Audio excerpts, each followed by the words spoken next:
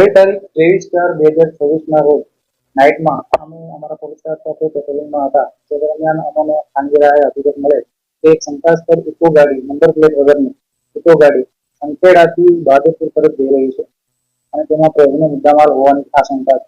તે આધારે અમે સંખેડા ઓશન નદીના ડાયવર્ઝન પાસે એની વોચમાં હતા.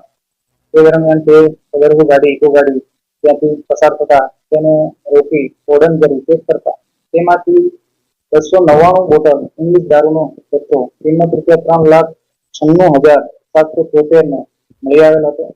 તેનો ચાલક પ્રમોદ પંચનારાયણ પાંડે આરોપી તે ગાડીનો ચાલક હતો અને પોતે આ મુદ્દામાલ ક્વાંટ બાજુથી ભરીને લાવેલ હતો અને વડોદરા શહેર ખાતે આશીષભાઈ જોશી મોબાઈલ નંબર 9909911353 નાઓને આપવા માટે બતાવ્યો હતો તેવી હકીકત જણાવતો હતો. તે આધારે અમે પંચોની રૂબરૂ કાયદેસર કાર્યવાહી કરી તમામ ફરોજનો મુદ્દામાલ અને ઇકો ગાડી જપ્ત કરવામાં આવેલ તેમજ આરોપીને તે વખતે પ્રમોદ પંચનારાયણ પાંડેને અટક કરવામાં આવેલ હતો. ત્યારબાદ આગળની તપાસ કોસબ ઇન્સ વીડી બારિયા સાહેબનાઓએ સોંપવામાં આવેલ હતી.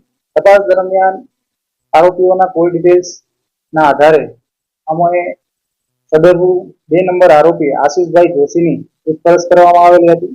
આશીષભાઈ જોશીનાઓએ બી તેમના પૂછપરછ દરમિયાન જણાવેલ કે પોતે જે આ 99099353 નો મોબાઈલ નંબર છે પોતે જ વાપરે છે અને તેમના પ્રથમ આરોપી પ્રમોદ પંચનારાયણ પાંડે સાથે કોન્ટેક્ટ કોલ થયેલ હતા તે જણાવેલ હતું.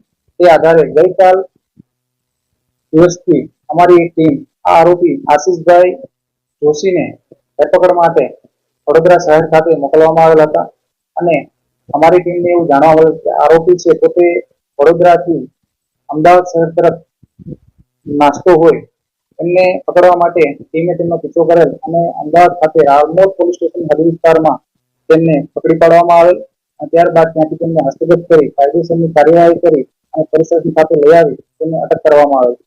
હાલ આરોપીની વધુ તપાસ ચાલુ છે.